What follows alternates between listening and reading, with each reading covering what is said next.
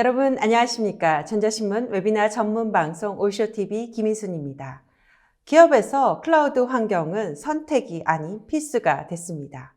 이제 클라우드는 하이브리드를 넘어 멀티 환경까지 확장되고 있습니다. 기업의 애플리케이션 개발도 전통적인 개발, 배포, 운영이 아닌 클라우드 네이티브 애플리케이션으로 변화하고 있습니다. 이런 클라우드 환경에서 기존의 데이터 보안과 동일한 보안 수준과 정책을 적용할 수 있을까요? 오늘 한국 트렌드 마이크로와 함께 어렵고 복잡한 클라우드 보안을 쉽고 간편하게 할 수 있는 방법을 알아보도록 하겠습니다. 한국 트렌드 마이크로의 장성민 소장님 모셨습니다. 안녕하세요. 자기소개 부탁드립니다. 네, 안녕하세요. 한국 트렌드 마이크로에서 고객들의 클라우드 환경을 안전하게 보호하기 위해서 지원하고 있는 장성민입니다. 반갑습니다. 네, 반갑습니다.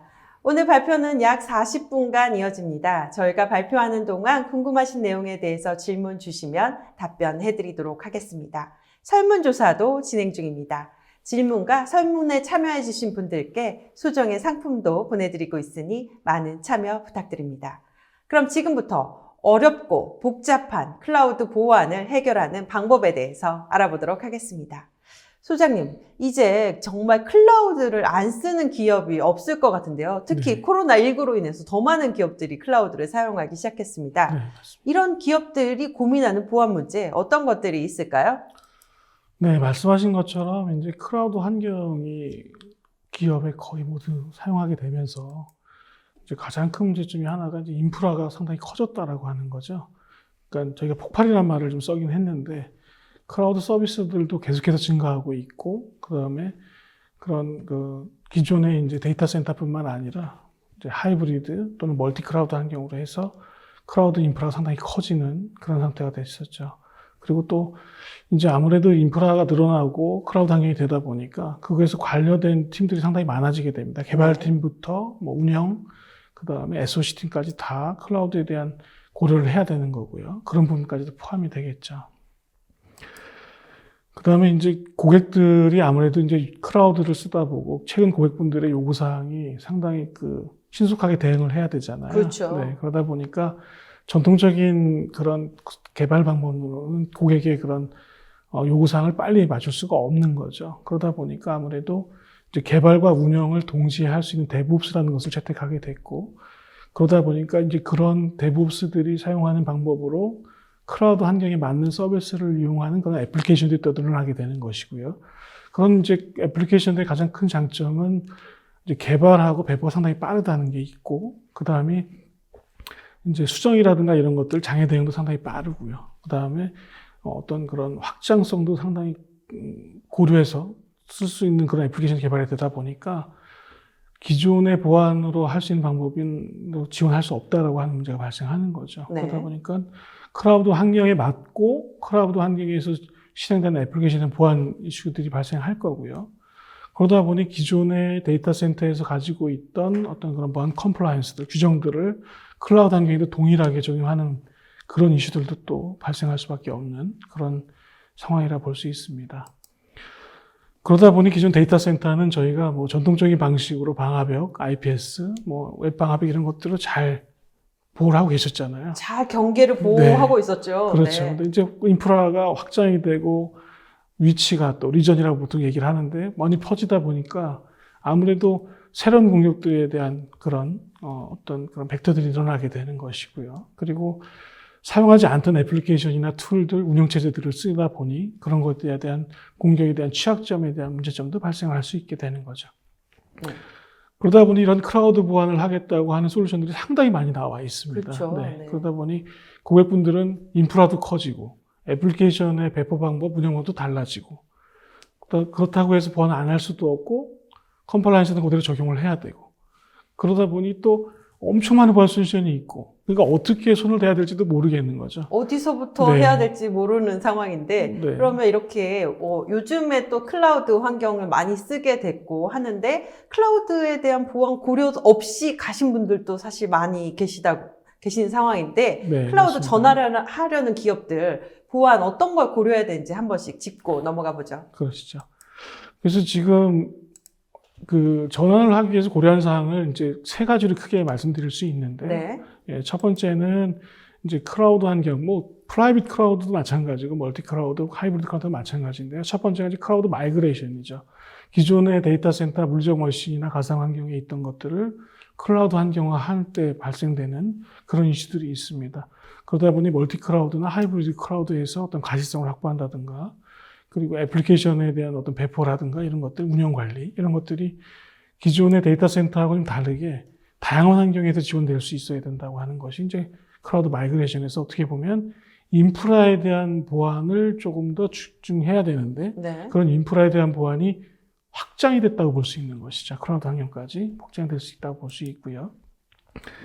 두 번째가 이제 클라우드 네이티브 애플리케이션입니다. 이런 것들이 많이 늘어나고 있죠. 그렇습니다. 네. 기존 이제 클라우드 서비스의 어떤 가용성이라든가 이런 것들, 또 복구가 빨리 된다든가, 또는 세계 어느 곳에든지 배포가 할 수 있다라는 것, 뭐 이런 것들을 이용할 수 있는 방법의 애플리케이션 배포가 상당히 좋다고 하는 것이죠. 그러다 보니까 이제 클라우드 마이그레이션 인프라의 보호에만 해서는 안 되는 것이고, 기업이 할 수 있는 것이 이제 실질적으로 서비스는 최근에 모든 기업이 다 애플리케이션 기업이라고 하는 것처럼 애플리케이션에 대한 보호가 상당히 중요해지고 있다고 하는 것들이죠.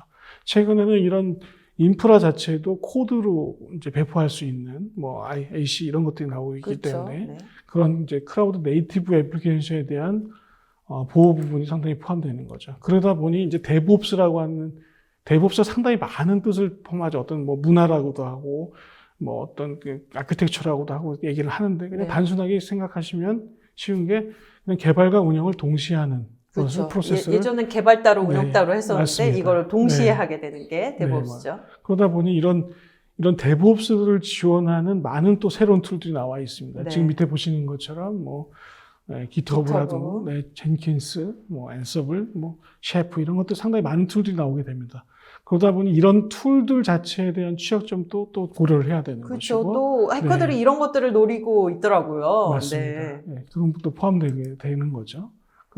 그래서 이제 클라우드 워크로드, 기존의 인프라에서 어떤 그 서버 호스트 기반의 워크로드뿐만 아니라 가장 많이 사용하시는 스토리지 부분도 또 보안을 생각하셔야 될 것 같고요. 그리고 데브옵스, 도커 컨테이너는 떼놓을 수 없는 네, 그렇죠. 그런 어떤 그런 구성체를 갖고 있기 때문에 이제 컨테이너 보안이라고 하는 부분도 이해가 돼야 되죠. 이런 컨테이너 부분들이 이제 만들어지는 이유가 빠른 배포를 할 수 있도록 도와주기 때문에 당연히 컨테이너 환경도 많이 사용하고 계시고, 이런 컨테이너들을 이제 관리하고 오케스트레이션 한다고 얘기를 하게 되는데, 그런 쿠버네티스 같은 툴들에 대한 보안들도 또 생각을 하셔야 되는 문제가 되죠. 이제는 인프라가 이제 전혀 이렇게 클라우드 환경으로 가면서 참 고생하셨던 것 중에 하나가 인프라도 만들고, 거기에 인프라 위에 플랫폼을 구축을 하고, 애플리케이션 환경을 만들고, 그 다음에 그 애플리케이션 환경에서 다시 애플리케이션이 실행될 수 있는 환경을 만들어야 되는 그런 여러 단계의 운영을 계속 했었다고 하는 거죠. 네. 근데 서버리스라는 부분을 가게 되면 그런 부분들이 없어지는 거죠. 단순히 개발한 애플리케이션을 배포만 해서 쓸 수 있기 때문에 기존의 어떤 운영체제, 어떤 플랫폼, 어떤 그런 러닝, 실제 실행되는 런타임 환경에 대한 고려사항 없이 그냥 애플리케이션 배포하는 형태로 가기 때문에 여기서도 전혀 다른 형태의 보안을 생각하셔야 된다고 하는 것이 생각할 게 네. 정말 많은데요. 네. 또, 근데 아직도 남아있죠? 맞습니다. 네. 너무 용어도 많고요. 네. 너무 어렵게 느껴지는 건 사실 많습니다. 네. 네. 그리고 설정이나 컴플라이언스 쪽도 설명해 주시죠. 네, 맞습니다.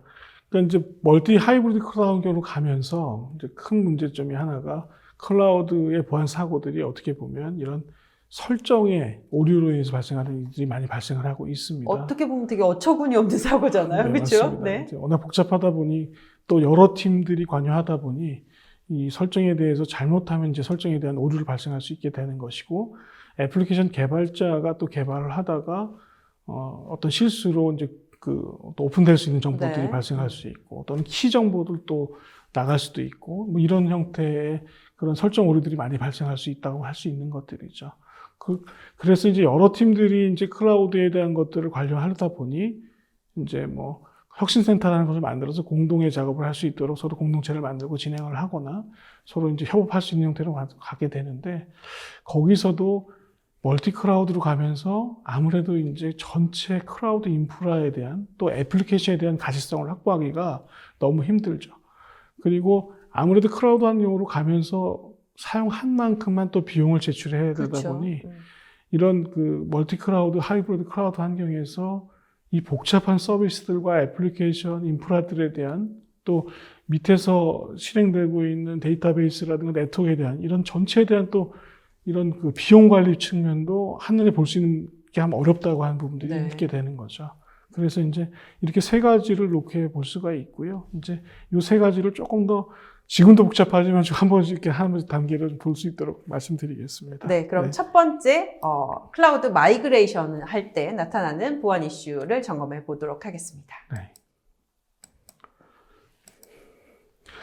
클라우드 마이그레이션은 기존의 데이터 센터에 있던 이제 워크로드들이 이제 클라우드 쪽으로 옮겨지게 되죠. 그렇죠. 네. 우리가 흔히 얘기하는 이제 VPC라고 하는 네트워크 기반으로 해서 작은 단위의 서브넷 기반으로 해서 옮겨지게 되고요.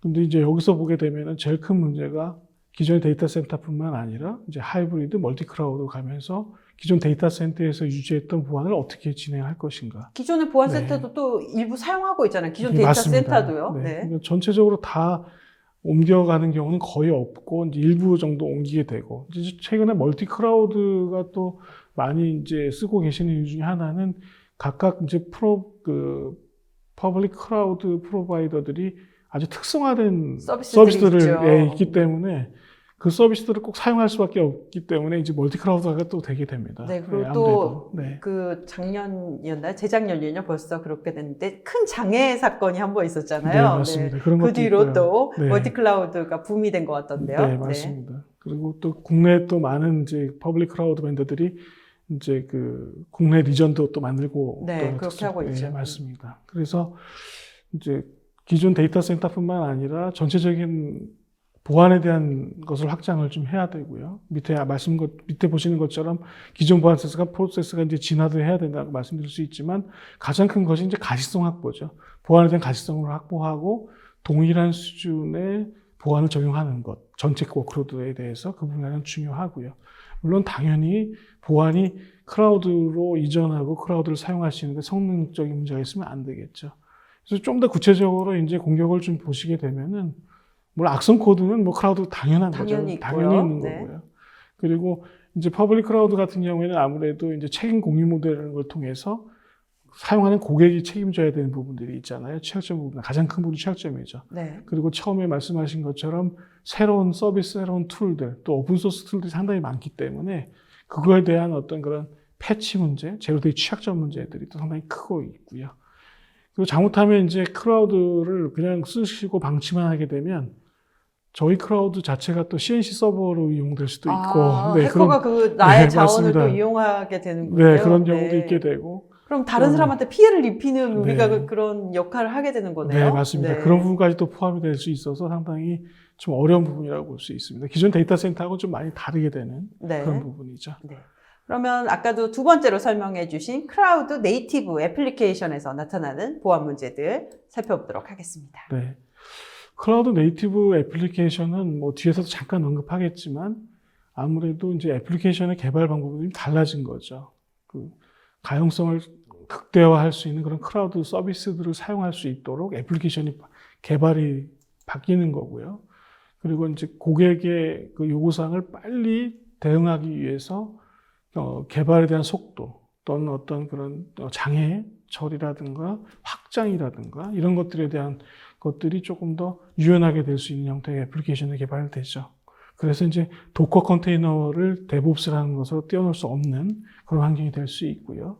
그래서 계속해서 도커 컨테이너로 만들어지는 어떤 애플리케이션들은 클라우드 환경이 어디든 간에 운영체제나 이런 거에 전혀 독립적으로 도커만 설치되어 있으면 배포가 돼서 서비스가 될 수 있도록 해주는 거죠. 그러다 보니 실질적으로는 인프라가 있는 이유가 애플리케이션을 서비스하기 위해서 있는 거잖아요. 그렇죠. 네, 그러다 보니 이제 아무래도 이런 데서도 새로운 보안 이슈들이 또 발생을 할 수 있게 되는 거죠. 그러니까 기존에 이제 데이터 센터에서 할 수 있던 그런 운영체제 개발, 아니 애플리케이션 개발보다는 조금 더 이제 그 보안을 적용하는 데 있어서 속도가 되게 중요해지는 겁니다. 네, 그렇죠. 네. 빨리 개발한다면 바로 배포가 되니까요. 그렇죠. 네. 그래서 이 데브옵스 팀 입장에서는 고객의 그 요구사항을 빨리 배포하는 것이 가장 중요하기 때문에 속도가 생명인 거죠. 네. 첫 번째가 속도인 거죠. 그렇기 때문에 보안을 거기다 적용했을 때 속도 저하가 난다고 하게 되면 이제 그때부터 이제 컴플레인을 컴플레인 하겠죠. 엄청 네, 이제 네, 네. 하고 이제 고객까지도 하고 실질적 비즈니스 전체에도 영향을 줄 수밖에 없는 것이고요. 네, 그래서 아무래도 그런 배포를 빨리 하기 위해서는 데브앱스들이 사용하고 있는 이런 CI/CD라고 하는 프로세스에서 자동화된 형태의 어떤 보안을 적용할 수 있어야 되는 것이. 네, 그래서 그걸 네. 데브섹옵스 이렇게 예, 표현하죠. 맞습니다. 네네. 네, 정확하게 말씀하셨습니다. 그래서 파이프라인에서 아주 API 형태로 자동화된 형태의 보안이 가장 중요하다고 볼 수 있고요. 처음에 살펴본 것처럼 이런 데브옵스의 환경들, 새로운 애플리케이션을 개발하기 위한 툴들이 너무 많은 거죠. 그렇죠. 네, 거기에 그러니까 애플리케이션이 많고 툴들이 많은 것은 저희는 문제는 없는데 거기에 이제 취약점이 발생하게 되니까 취약점이 네. 또 많이 그 해커들이 잘 알고 있잖아요. 네, 맞습니다. 네, 많이 쓰는 네. 애플리케이션에서 취약점을 찾아야 공격 확률이 높아지기 네, 때문에. 맞습니다. 네. 그 취약점이 없을 수는 없기 때문에 그 부분에 대해서 상당히 커진 이슈가 있게 되고요. 그리고 이제 아무래도 뭐 그 기존에 서비스 하는 것들이 뭐 윈도우 서버나 이런 것도 상당히 많이 쓰시지만 네. 유닉스도 기존에 많이 쓰고 계시지만 클라우드 환경에 있는 오픈소스 기반의 툴들이나 도커 컨테이너들이 처음에 다 리눅스 기반으로 만들어지다 보니 리눅스를 쓰는 또 리눅스에 대한 사용량이 증가하는 부분도 있습니다. 애플리케이션 네. 서비스에서요. 네, 그래서 이제 또 구체적으로 그런 이제 보안 이슈들을 살펴보시게 되면 5가지 정도 말씀드릴 수 있는데, 악성 코드는 항상 있는 거고요. 네. 악성 코드는 클라우드 서비스의 이제 스토리지 서비스를 통해서 파일 업로드 또는 고객하고의 어떤 인터랙션에서 발생하는 파일들에 대한 악성 코드 이슈는 항상 있는 거고, 이제 데브옵스 파이프라인에서의 그런 툴들에 대한 어떤 취약점 또는 만들어진 이미지에 대한 어떤 악성 코드 정보가 포함되어 있을 수 있는 그런 사건도 있었죠. 네, 있었습니다. 그런 사건이 있었고요. 그런 부분들이 포함되어 있고, 이제 실질적으로 서버리스라든가 이런 환경에서 실행되고 있는 애플리케이션에 대한 이제 그런 취약점들이 포함될 수 있고, 또는 사용자하고 주고받는 데이터가 검증이 안 됐을 경우에 인젝션이 또 발생할 수 있고, 또 이제 서버리스 같은 경우에는 아무래도 코드로만 접근할 수 있는 인프라다 보니 거기에서 이제 그런 데이터 검증이 상당히 중요한 부분이 되는데요. 그런 데이터에 대한 인젝션 부분들이 또 발생할 수 있는 것이 이런 새로운 클라우드 애플리케이션의 가장 큰 문제점이라고 볼 수 있겠습니다. 네, 정말 복잡하고 많은 문제점들이 지금 클라우드 네이티브 애플리케이션에서 발생하고 있는데요. 우리가 이것만 점검하면 안 되고 더 점검할 게 있죠. 네, 맞습니다. 아까도 말씀해 주셨지만 클라우드 설정 오류로 인한 보안 문제, 어처구니 없지만 정말 많이 나고 있는 보안 문제에 대해서 네. 짚어보도록 하겠습니다. 네, 최근에 이제 작년 한 하반기부터 CSPM이라는 얘기를 많이 하고 계세요. 네. 분들도요. 이제 하이브리드 멀티클라우드로, 특히 이제 멀티클라우드를 사용하시게 되면서 클라우드 전체에 대한 가시성에 대한 문제가 발생을 하고, 네, 전체를 다 보고 관리를 해야 되는데 그게 네, 상당히 어렵잖아요. 어렵죠. 그리고 애플리케이션에 대한 가시성도 또 상당히 확보하기가 힘든 상황이 되고요. 그리고 이제 클라우드 서비스 각각에 대한 어떤 설정에 대한 정보들도, 물론 설정들을 다 열심히 잘 하시고 가이드대로 잘 하시지만 이제 아무래도 이제 사람이 하다 보니 그렇죠. 인재가 발생할 수 네. 있게 되고요. 또 최근에는 이제 이런 설정들, 인프라 설정도 아까 보여드린 것처럼 ISC처럼 코드 형태로 인프라도 자동으로 배포하게 하다 보니 거기서 설정 오류가 발생했을 때는 이제 걷잡을 수 없는 형태의 네. 공격이 발생할 수밖에 없는 거죠. 그래서 이제 포스트 매니지먼트라는 부분이 포함이 되고, 워크로드가 이제 클라우드는 아무래도 계속해서 스케일이 스카웃 되잖아요. 그렇죠. 가용성이 있기 때문에 계속해서 확장되거나 축소되는데, 그럴 때마다 이제 컴플라이언스가 제대로 적용되는지에 대한 문제도 상당히 큰 부분이 발생하게 되겠죠. 네, 환경이 계속 변화하고 있는데 네. 보안 정책이 유지되는지가 사실 네. 되게 확인하기 어려운 부분이잖아요. 네, 맞습니다. 네. 그래서 사실은 가시성 문제가 가장 크고요. 그러니까 클라우드에서 확장되는 그런 속도, 또 애플리케이션 확장되는 그런 속도에 따라서 정확하게 그 클라우드 확장 속도에 맞도록 보안이 빨리빨리 적용돼야 되는 그런 부분도 상당히 중요한 부분이 포함되는데, 그런 것들 때문에 이제 어떤 이런 설정 관시라든가 또는 컴플라이언스, 그 다음에 가시성을 확보하는 것이 최근에 가장 큰 이슈 중에 하나라고 볼 수 있겠죠. 근데 아무래도 이제 멀티 클라우드 환경으로 가다 보니 다 달라져요. 환경이 다 다르거든요. 조금씩 좀 달라요. 클라우드 환경이. 그래서 이제 거기에서 발생하는 이제 어떤 기존에 잘 쓰시던 클라우드나 데이터 센터하고 전혀 다른 형태의 어떤 서비스가 있다 보니까 그런 거에 대한 경험이 또 없어서 그런 것 때문에 낯설잖아요. 네, 사실 맞습니다. 본래 잘 쓰던 게 있어서 거기서 잘했었는데 네. 멀티로 가면서 여기도 써야 되는데 여기에 대한 경험이 부족하다 보니까 설정 오류가 발생할 수 있는 네, 거겠죠. 그래서 이제 그런 부분들에 대한 이제 관리도 상당히 중요한 역할로 이제 떠오르고 있습니다. 그래서 클라우드로 이제 전환되는, 클라우드로 마이그레이션 되는 기업의 그런 데이터 센터의 환경에서 첫 번째 단계는 이제 클라우드 마이그레이션을 통해서 발생하는 인프라의 확장에 대한 보안, 인프라에 대한 보안이었었고요. 네. 두 번째 단계로는 이제 애플리케이션, 클라우드 네이티브 애플리케이션을 어떻게 가시성을 확보하고 거기에 적절한 보안을 적용할 것인가 두 번째 단계고, 이제 세 번째는 전체적인 가시성을 확보하고 안전하게 운영되고 있는지 또는 어떤 정보들이 유출되고 있지는 않은지, 그리고 비용 측면에서도 최적화하고 있는지, 이런 세 단계 정도로 진화하고 있다고 말씀드릴 수 있겠습니다. 네. 근데 지금 슬라이드는 사실 세 장이었지만 너무 복잡하고 네, 어렵죠. 완전 총체적인 문제점에 대해서 다 짚어주신 것 같아요. 네. 네. 그래서 사실은 클라우드 보안을 오랫동안 저희가 지원하고 있지만 클라우드로 가시는 고객분들이 이렇게 3단계로 하시기보다는 처음에 어떻게 해야 될지 상당히 곤란한 점들을 많이 토로하고 계십니다. 네. 네. 지금까지 3단계로 클라우드 보안의 어려운 부분에 대해서 이야기를 했는데요. 오늘의 핵심 메시지죠. 간단하고 쉽고 그렇지만 아주 안전하게 보호하는 방법에 대해서 알아보도록 하겠습니다. 네, 저게 이제 클라우드 보안 하나만 기억하자 이렇게 네. 말씀드렸는데 하나만 정말 기억하면 되나요? 네, 맞습니다. 네. 그래서 트렌드 마이크로가 이제 작년 4분기 클라우드 원이라는 제품을 런칭을 했습니다. 네, 저도 오랜만에, 그러니까 새로 들어보는 이름인데요. 클라우드 원. 네, 맞습니다. 그래서 이제 클라우드 원이라 그래서 단순히 이제 하나만 의미하는 것은 아니고요. 하나만 기억하자고 말씀드려서 하나만 의미하는 것은 아니고, 이제 클라우드 원에서 원이 의미하는 부분이 있습니다. 네. 첫 번째는 그렇게 복잡한, 지금까지 살펴본 복잡한 모든 보안에 대해서 올인원 솔루션 하나만 가지고 전체를 다 강력한 보안을 제공할 수 있다고 하는 것이죠. 그리고 자동화된 보안을 통해서 데브옵스 파이프라인이나 또는 운영자들이 아주 쉽게 클라우드 보안을 할 수 있는 그런 올인원 기능의 원이라는 의미가 하나 더 있고요. 네, 하나로 다 통합됐다는 의미네요. 네, 맞습니다. 그리고 두 번째는 이제 트렌드 마이크로가 오랫동안 그 클라우드 보안을 해왔듯이 가장 광범위하고 가장 많은 플랫폼 클라우드 서비스를 또 지원을 하게 됩니다. 네. 그래서 두 번째 이제 클라우드 원에서 원 의미는 이제 가장 큰 넘버 원 또는 광범위하게 가장 많은 클라우드 서비스하고 플랫폼을 지원하고 있기 때문에 고객분들이 사용하시는 데 있어서도 새로운 어떤 클라우드 서비스를 쓰시는 데 있어서도 부족함이 없이 다 쓸 수 있는 그런 원의 의미가 하나 더 있고요. 네.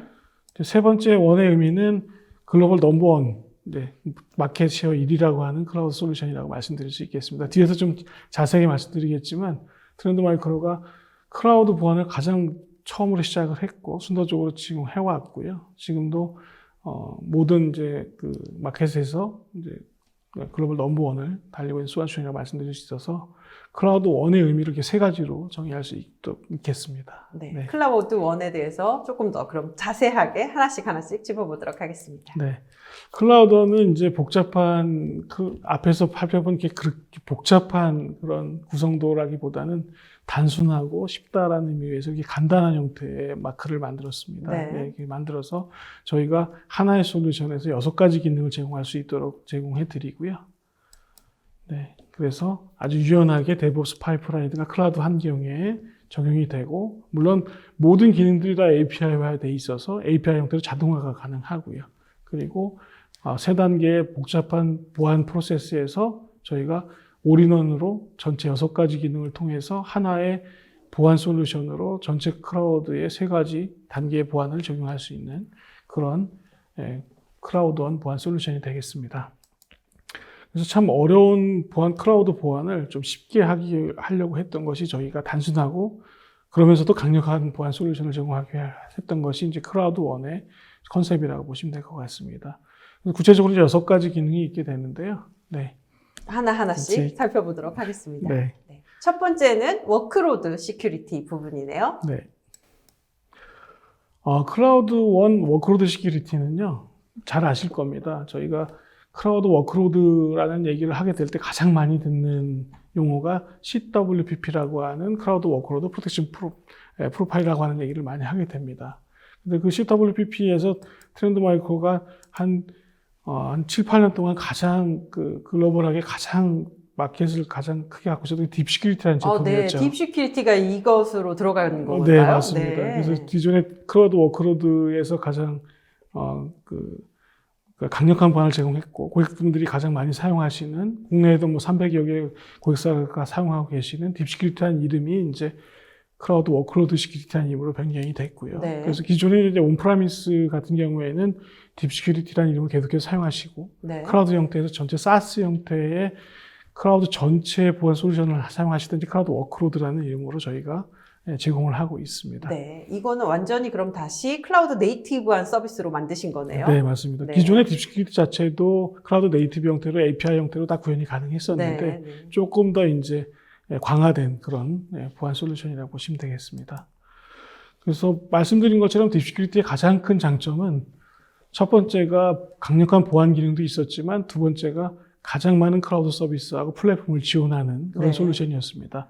그래서 동일하게 워크로드 시큐리티 같은 경우에도 가장 많은 클라우드 환경, 그다음 플랫폼을 지원하고 도커 컨테이너도 제일 먼저 지원했던 그런 솔루션이고요. 그리고 모든 기능들이 다 자동화되어 있어서 실제 기능 구현이나 또는 데브옵스 파이프라인에서 또는 런타임 환경에서 다 API 형태로 다 툴이 다 적용되는 그런 호스트 기반의 이제 보안 솔루션입니다. 네, 이런 워크로드에도 여전히 제로데이 공격들이 많이 발견되고 있잖아요. 이런 것도 대응이 가능한가요? 네, 그렇죠. 딥시큐리티에서 가장 큰 기능 중에 하나, 물론 고객분들이 가장 잘 쓰시는 기능 중에 하나가 바로 이제 IPS, 호스트 기반의 IPS, IDS 기능인데요. 이게 제로데이 취약점들이 상당히 많죠. 앞에서 말씀드린 것처럼 새로운 툴들 또는 새로운 운영체제, 플랫폼들에서 발생하는 이런 제로데이 취약점들이 상당히 많습니다. 트렌드 마이크로가 이제 자랑하는 GDI에서도 보게 되면 최근에 가장 이제 많이 늘어나는 것이 이제 취약점도 상당히 증가하지만 아주 시비리티가 높은 그런 제로데이 취약점들이 나와서 네. 그런 것들이 상당히 큰 문제가 되는데 예전에도 사실은 새로운 툴들, 도커 컨테이너나 쿠버네티스나 뭐 제인킨스나 이런데 제로데이 취약점이 있었거든요. 그렇죠. 근데 최근에 점점 좀 많이 부각되는 것 같아요. 그쪽으로. 네, 네, 많이. 도커 컨테이너 쪽에 네, 맞습니다. 제로데이 취약점들이 늘어나는군요. 네, 맞습니다. 네. 그래서 그런 부분들을 이제 취약점을 방어할 수 있는 방법이 이제 클라우드원의 워크로드 시큐리티의 가장 큰 기능 중에 하나죠.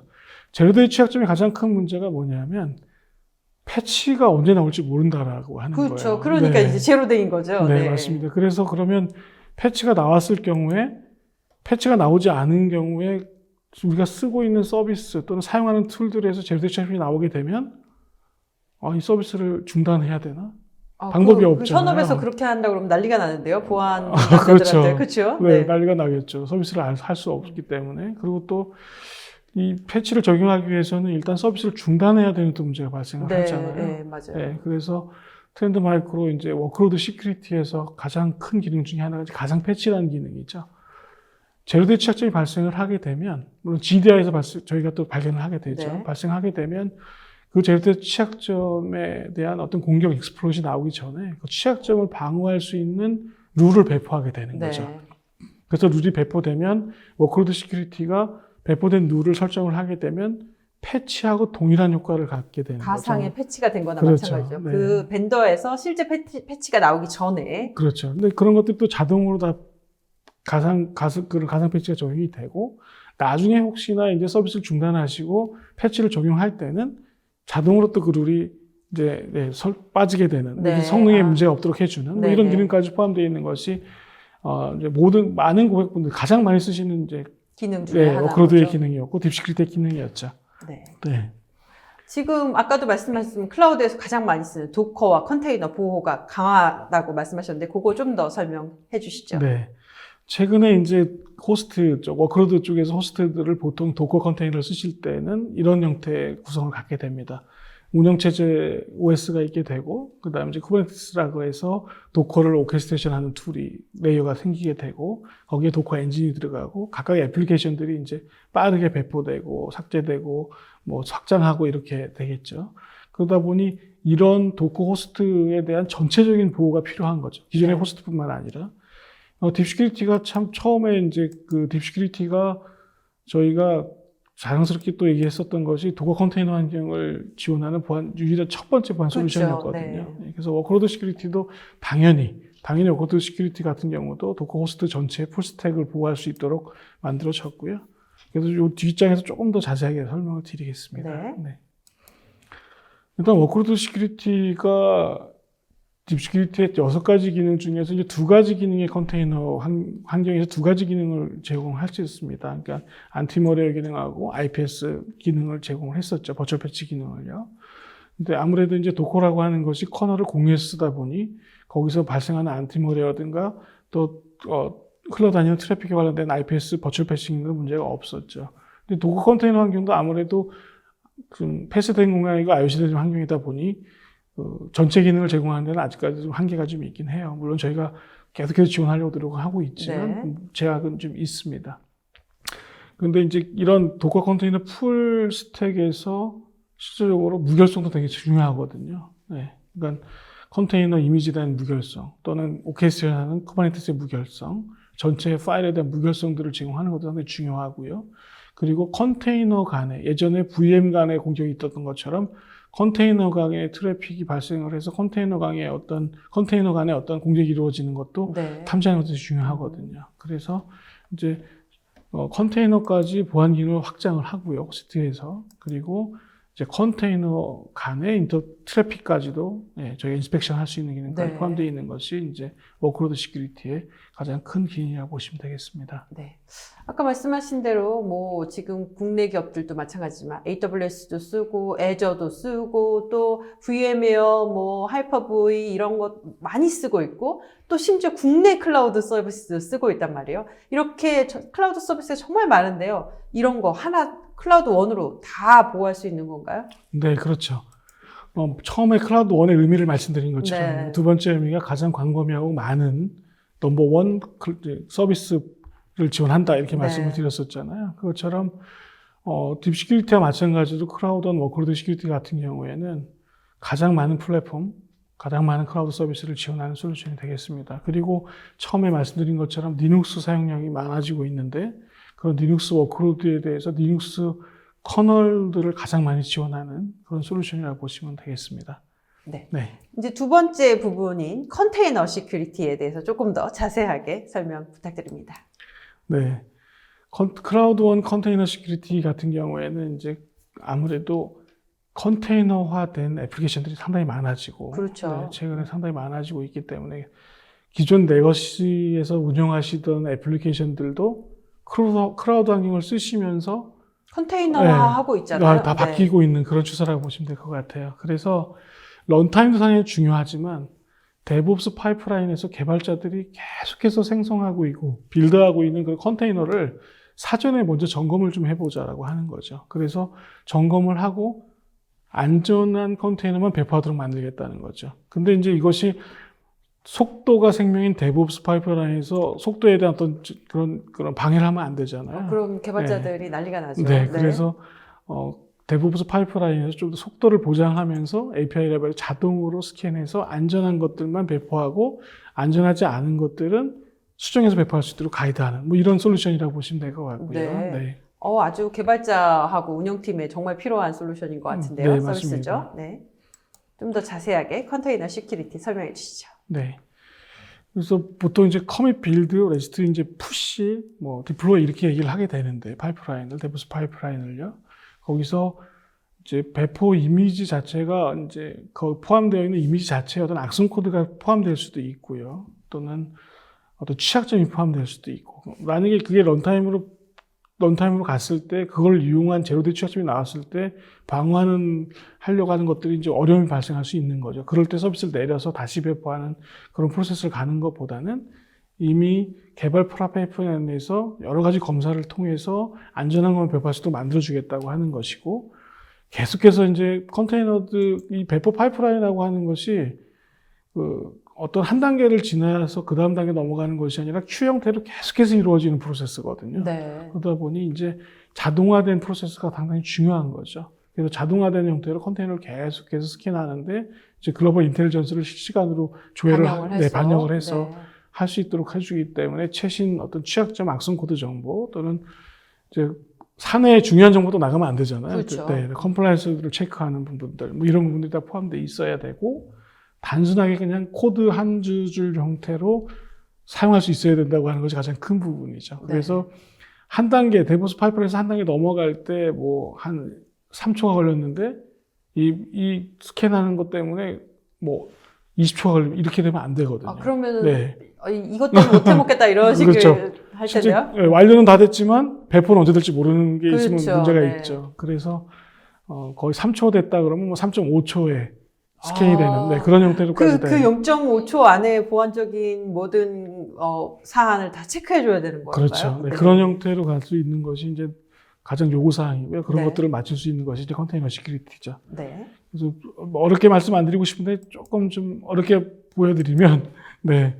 실제로 개발자가 이제 어떤 레파지토리에, 우리 깃 레파지토리를 네. 가지고 소스들을 머지를 하게 되고, CI/CD 파이프라인을 통해서 컨테이너들을 생성을 하고, 빌드를 하고, 그 컨테이너들을 이제 각각의 배포전 S3에다 등록을 하죠.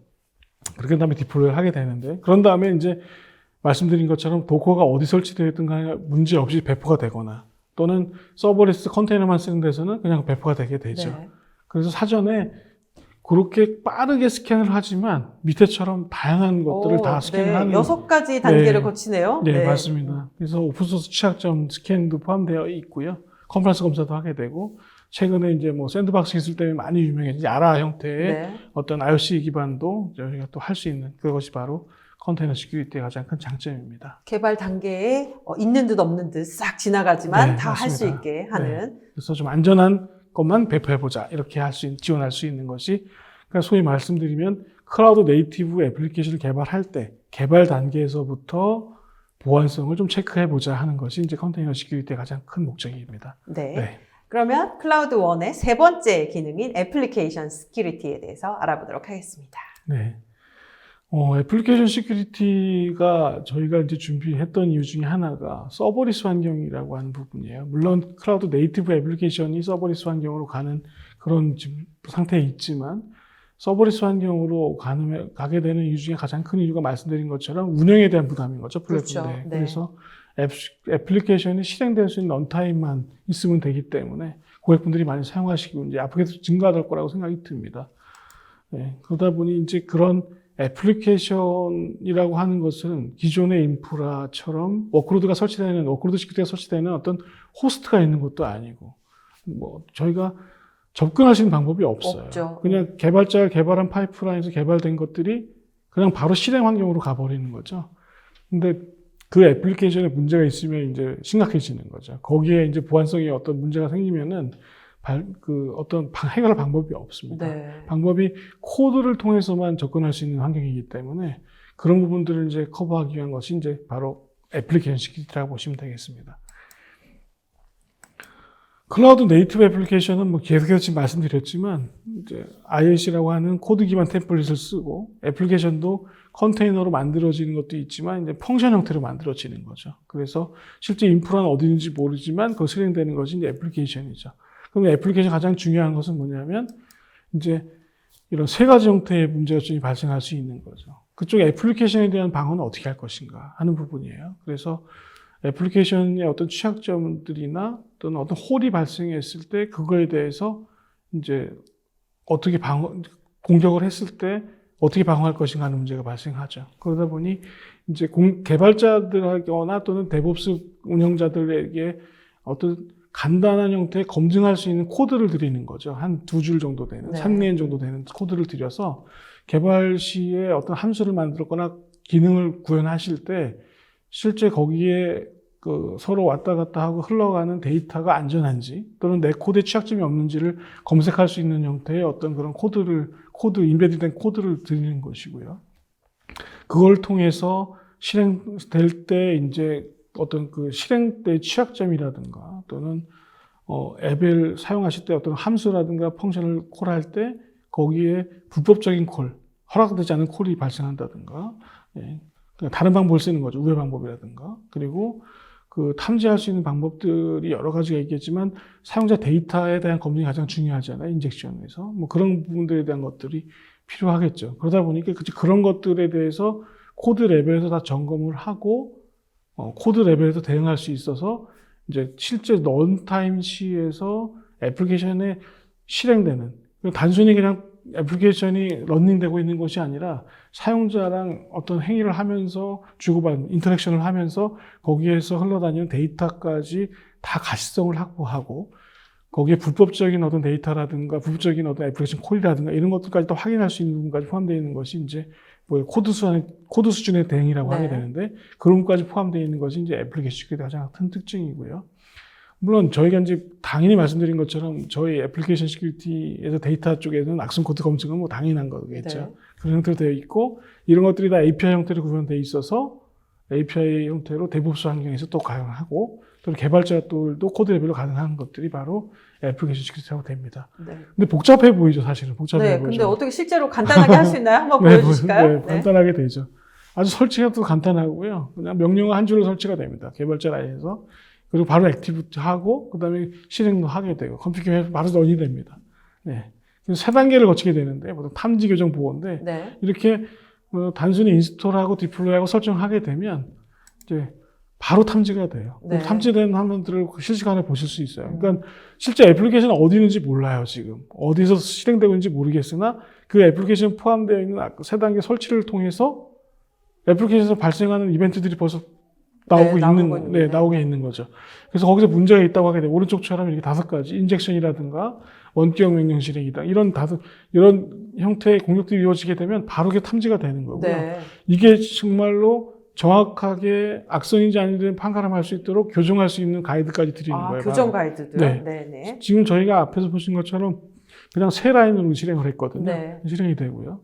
그리고 문제 없이 교정을 그냥 이건 당연히 공개라고 생각하게 되면 교정도 안 하셔도 돼요. 자동으로 교정을 하게 되면 탐지가 돼서 바로 보호를 하게 되는 거죠. 뭐 이렇게 해서 실질적으로 어렵지 없이 그냥 할 수 있는 거죠. 아까 설명은 되게 어려웠는데 실제로 실행될 때는 되게 단순하게 되네요. 네, 그래서 실제 애플리케이션이 실행되고 있는 애플리케이션의 각각의 모든 기능들에 대한 가시성, 거기에서 주고받는 데이터들의 가시성, 그리고 거기서 이루어지는 모든 행위들에 대한 가시성을 다 볼 수 있도록 하나의 콘솔을 제공해 드리는 그런 부분이라고 보시면 되겠습니다.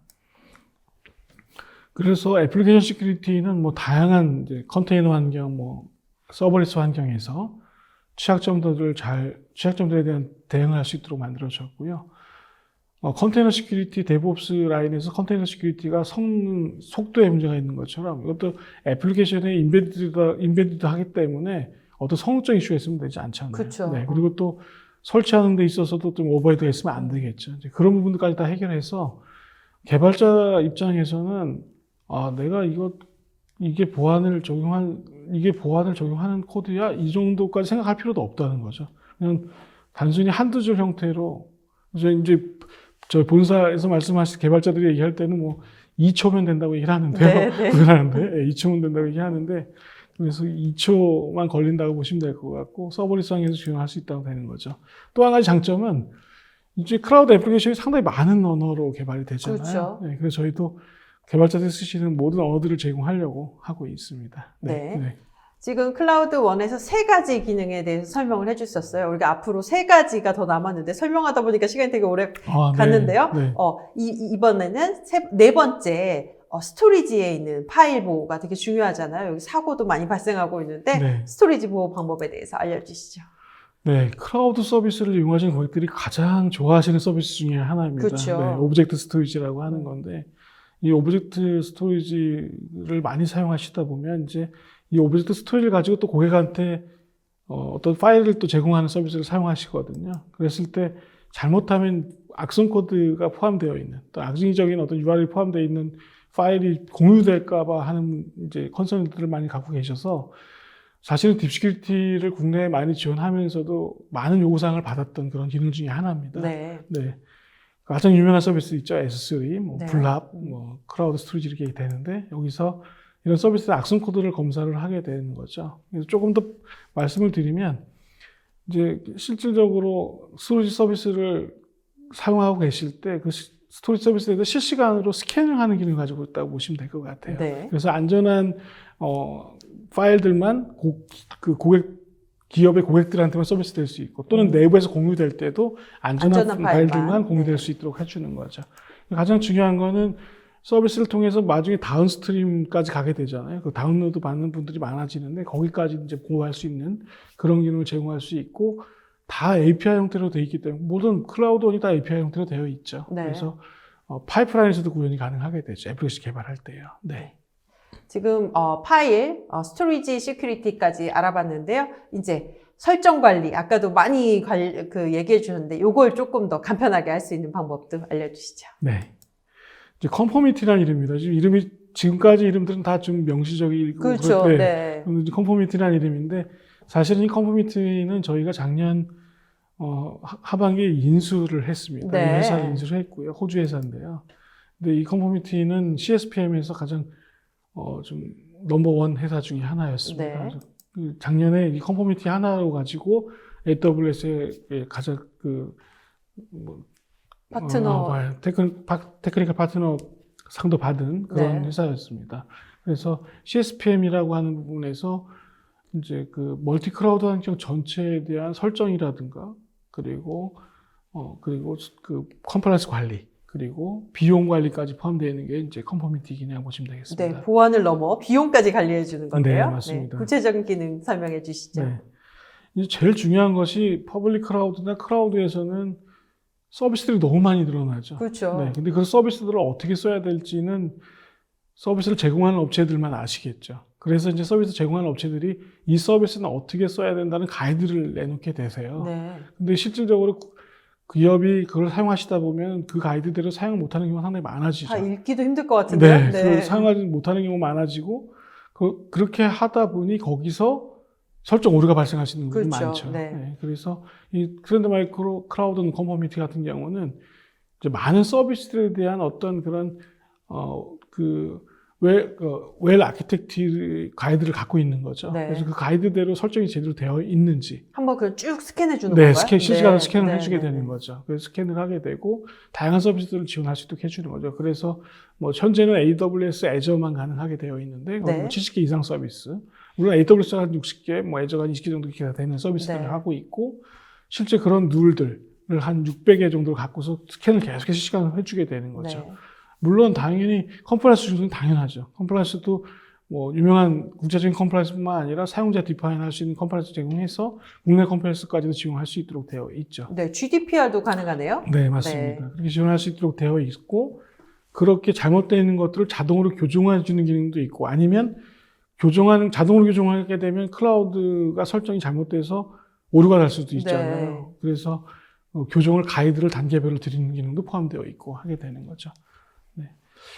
가장 큰 기능 중에 하나는 아무래도 이제 지속적인 부분이죠. 워크로드 계속 변경되잖아요. 그렇죠. 네, 변경되기 때문에 계속 변경되고 늘어나고 줄어들고 하고 확장되고 있기 때문에 다른 클라우드 환경으로 거기서 계속해서 지속적으로 이루어지는 게 가장 중요한 거라고 보시면 될 것 같고요.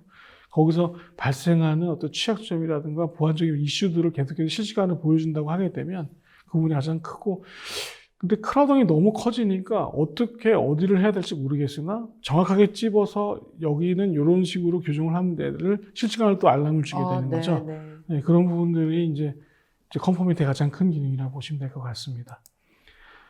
그래서 하나의 대시보드를 멀티 클라우드를 다 볼 수 있도록 해드리고요. 네, 그래서 가장 큰 이제 가시성을 가지고 전체 기능 다 하게 되고 최근에 이제 뭐 클라우드를 모니터링에 쓰시는 툴들이 상당히 많잖아요. 네. 그래서 그런 툴들이 인테그레이션 돼서 뭐 산의 CM으로 연동이 된다거나 이런 부분이 포함되어 있고 그리고 이제 늘어나는 워크로드에 대한 비용까지 계산을 하고 그 많은 서비스까지 비용까지 계산을 해서 지금 이 기업의 고객분들의 워크로드가 어느 리전에서 활동을 하고 이네이블 돼서 사용이 되고 있고 어떤 서비스가 이네이블 되어 있고 비용은 이 정도 나올 것 같다는 형태까지도 실시간으로 보여드리는 그런 기능이라고 보시면 될 것 같습니다. 물론 컴플라이언스 위배한 정보도 실시간 당연히 오겠죠. 네. 네.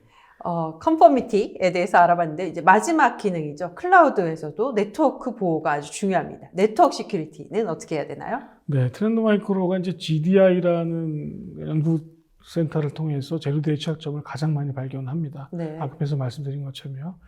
기존에 이제 티핑 포인트라는 IPS를 온프라미스에서 사용하시던 고객들이 동일한 컴플라이언스와 동일한 정책으로 이제 클라우드 워크로드로 가실 때 VPC를 보호하고 싶으실 때 이제 성능을 좀 많이 요구할 때 쓰시도 만든 클라우드 네트워크 시큐리티인데요. 이거는 보시는 것처럼 티핑 포인트의 이제 퍼블릭 클라우드 버전이라고 보시면 될 것 네. 같아요. 네, 그래서 트랜식 게이트웨이라고 하는 게이트웨이를 통해서 기존의 그 로드 밸런서를 통해서 성능 보장을 했던 그런 어플라이언스 형태의 클라우드 형태로 옮겨지는 그런 보안 솔루션인 IPS가 아닌 트랜식 게이트를 통해서 이제 그런 그 로드 밸런서가 필요 없이 아주 유연한 형태의 온프라미스 네트워크와 클라우드 네트워크를 연결하는 것을 다 인스펙션 한다든가 또는 클라우드 자체 내에서 이제 VPC 간의 트래픽들을 네. 다 인스펙션 한다든가 이런 기능들이 포함되어 있는 기존 티핑 포인트의 기능을 클라우드로 옮긴 그런 기능이라고 보시면 되겠습니다. 워낙 티핑 포인트는 유명하니까 그거를 네. 클라우드로 올렸다 하면 오늘 보신 분들이 다 알 수 있을 것 같습니다. 당연히 티핑 포인트가 성능에서도 가장 뛰어난 IPS 중에 하나인데요. 이 CMP 같은 경우에 이제 CMP라고 제가 얘기를 하는데 네. 네트워크 시큐리티 같은 경우도 10G까지 지원할 수 있는 클라우드 환경에서 그런 솔루션입니다. 네. 네. 지금까지 트렌드 마이크로의 클라우드 원 하나만 기억하라고 하셨죠? 이 원에 들어가 있는 6가지 기능에 대해서 아주 상세하게 살펴봤는데요. 시장에서 포지셔닝, 아까 넘버원이라고 하시긴 하셨는데 조금 더 자랑해 주시죠. 네. 네. 클라우드 원의 원에서 이제 하나의 더 의미입니다. 네. 첫 번째가 저희가 클라우드, 그러니까 서버 보안 쪽에서 8년 연속 IDC 선정 점유율 1위인 제품이었습니다. 네. 시큐리티가요. 근데 이제 작년 IDC에서 클라우드 쪽에 점유율을 발표를 했는데요. 네. 독보적인 1위였고요. 당연히. 네. 1, 2를 합쳐도 1위가 안 되는 그러네요. 독보적인 네. 위치를 갖고 있습니다. 물론 국내에서도 클라우드 환경에서 한 300개 이상 고객분들이 저희 이미 고객이 네. 300곳이나 되는군요. 클라우드 시큐리티라고 하는 딥시큐리티를 사용하고 계시고요. 온프라미스 쪽에서도 딥시큐리티 고객분들이 한 200분이 넘으시죠. 네. 네, 그렇게 되어 있습니다. 그리고 이제 포레스터 웨이버에서 작년에 처음으로 4분기에 워크로드 시큐리티에 대한 평가를 했었죠. 네. 거기서 독보적으로 우측 상단에 올라가 있네요. 네. 그래서 제가 클라우드 원의 의미가 이런 1이라는 이름 말고 자신 있게 말씀드린 겁니다. 그 CWPP를 또 얘기 안 할 수 없잖아요. 클라우드 보안에서. 네. CWPP에서 마켓 가이드를 같은 회사 항상 내놓고 있는데 CWPP에서 2018년, 19년, 올해까지도 저희가 코어 컨트롤은 다 만족을 하고요. 서드 파티 연동하는 부분, 서드 파티 인터그레이션 부분 제외하고는 CWP에서 모든 것을 다 만족하는 가장 많은 것을 만족하고 있는 보안 솔루션이라고 보시면 되겠습니다. 이것처럼 클라우드 원이 그 원의 의미가 이렇게 세 개의 분야에서 또 넘버 원이라고 말씀드릴 수 있겠습니다. 네, 그래서 원을 아주 강조하셨는데요. 네. 총 정리 부탁드립니다. 네. 고객분들의 클라우드 환경이 상당히 인프라가 커지면서 또 애플리케이션이 클라우드화 되면서 보안에 대한 어려움을 많이 갖게 됩니다. 트렌드 마이크로 클라우드 원은 멀티 하이브리드 클라우드를 전체를 다 지원할 수 있는 그런 단일 솔루션으로 보안 솔루션이 될 거고요. 그리고 클라우드 네이티브한 형태로 만들어진 보안 솔루션이기 때문에 어떤 클라우드 환경에서도 유연하게 자동화되고 모든 기능들을 다 지원할 수 있는 형태가 바로 클라우드 원 보안 솔루션입니다. 그래서 클라우드 보안 상당히 어렵지만 클라우드 원만 기억하시게 되면 아주 쉽게 클라우드 보안을 걱정 안 하실 수 있도록 저희가 지원하고 있습니다. 네. 오늘 수고 많이 하셨습니다. 저희가 발표하는 동안 여러분들이 많은 질문 주셨는데요. 질문 중에서 뽑아서 답변해 드리도록 하겠습니다. 설문조사도 여전히 진행 중입니다. 많은 참여 부탁드립니다. 그럼 첫 번째 질문 드리도록 하겠습니다. 클라우드 서비스 업체에서 제공하는 보안 서비스와 차별화되는 트렌드 마이크로만의 특장점과 SLA 적용 사례에 대해서 설명 부탁드립니다. 클라우드 서비스 업체에서 제공하는 보안 서비스가 조금 일부 있죠. 일부 있죠. 네, 네네. 일부 있죠. 그러나 클라우드 서비스 제공 업체들은 아무래도 그 책임 공유 모델이라는 걸 사용하시고요. 최근에는 이제 그 네트워크 기반의 서비스를 조금 하시죠. 네. 아무래도 이제 그 방화벽이나 뭐 이런 것들. 방화벽 네. 또는 뭐 디도스 공격 이런 네. 걸 하고 계시는데 그런 트래픽 공격뿐만 아니라 클라우드 환경이 말씀드린 것처럼 애플리케이션이 클라우드화되고 또 워크로드가 다양하게 이루어지고 하기 때문에 저희는 그런 트래픽 공격뿐만 아니라 실제 클라우드 환경 내에서 이제 보통 우리가 레터럴 무브먼트라고 하게 되는데 네. 내부에서 공격이 전파되는 것까지 다 커버할 수 있고 애플리케이션 내에서 데이터까지 또는 애플리케이션까지 보호할 수 있는 기능까지 포함되어 있는 것이 바로 이 트렌드 마이크로의 클라우드 원이라고 말씀드릴 수 있겠습니다. 네. SLA 부분도 약간 설명을 해주셔야 될 것 같은데요. 네. SLA 같은 경우에는 저희가 이제 그 클라우드 원을 구입하실 때 보게 되면은 이제 그 SLA 부분에 대한 영역에 대한 부분들이 있습니다. 따로 계약 사항이 있죠. 어그리먼트가 따로 있게 돼서 보통 이제 클라우드 마켓플레이스에서 구매하실 경우에는 그 프로세스에 따라서 지원할 수 있도록 되어 있고요. 또는 뭐 BYR 형태를 구입하실 때는 저희 이제 파트너사 또 채널사를 통해서 구매하셔서 따로 이제 그런 물론 어느 정도 무상 지원해드리는 기능이 있게 되죠. 네. 그거 빼고 이제 어떤 그런 계약 조건들을 다 가지고 있게 되어 있습니다. 그래서 유연하게 마켓플레이스 구매하셔도 되고 아니면 BYR 형태로 구매하셔도 되고 그런 SL 부분 다 포함되어 있습니다. 네. 네. 다음 질문 드리도록 하겠습니다. 언택트 환경이 업무 수행 중요성이나 요구가 커져서 클라우드 사용률이 폭발적으로 증가할 것으로 예상하는데요. 이로 인한 섀도우 IT 위험도 같이 커지는데 이에 대한 대응은 이게 가능할까요? 하고 질문 주셨어요. 아까 섀도우 IT 부분에 대해서 이제 관리가 가능하다고 설명 주셨는데 잠깐 더 설명해 주시죠. 아무래도 클라우드 환경, 언택트 환경에서 클라우드 환경이 폭발적으로 증가하고 있습니다. 그렇죠. 실제로도요. 근데 네. 가장 중요한 것은 클라우드의 가용성을 보안이 커버를 해야 되거든요. 네, 그렇게 되고 또 가시성도 제공을 해야 되는 게 가장 중요하죠. 이제 트렌드 마이크로가 가장 중요시 해왔고 했던 것이 무엇이냐면 클라우드에서 가용성을 가지고 클라우드 워크로드가 자동으로 폭발적으로 증가하고 할 때 그 워크로드가 증가하는 속도하고 동일하게 보안을 제공하는 기능이었어요. 네. 아까 저희가 컨테이너 시큐리티나 뭐 애플리케이션 시큐리티 속도가 상당히 빠르다고 말씀드렸지만 저희 워크로드 시큐리티 같은 경우에도 오토 스케일링 될 때 동일한 속도로 보안 적용이 됩니다. 네. 오토 스케일링 동일하게요. 그래서 앞에 뭐 이 노드 밸런스나 이런 거 필요 없이 적용이 되거든요. 그런 것처럼 실질적으로 그런 포괄적 증가할 때 클라우드 원이 문제 없이 보안을 제공할 수 있도록 되어 있고요.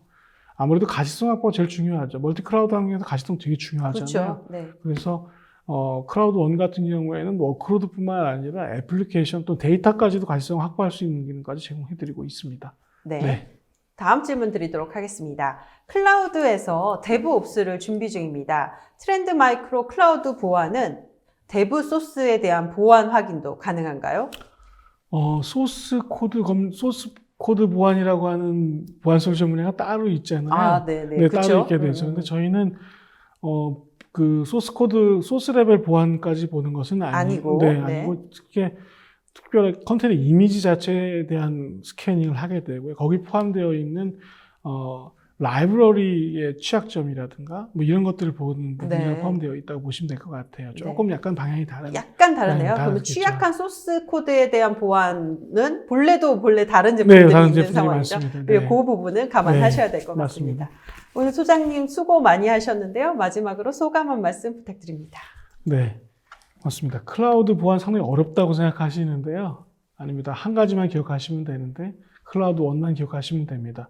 그래서 글로벌 넘버 원, 가장 많은 클라우드를 지원하는 그런 클라우드 원 하나만 기억하시고요.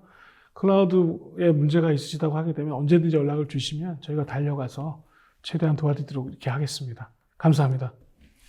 네, 고맙습니다. 이것으로 한국 트렌드 마이크로가 제시한 가장 쉽고 안전한 클라우드 보안법을 알아봤습니다. 오늘 올쇼TV는 여기까지입니다. 오늘 웨비나 발표 자료와 다시 보기는 일주일 안에 업데이트됩니다. 시청해주신 여러분 감사합니다.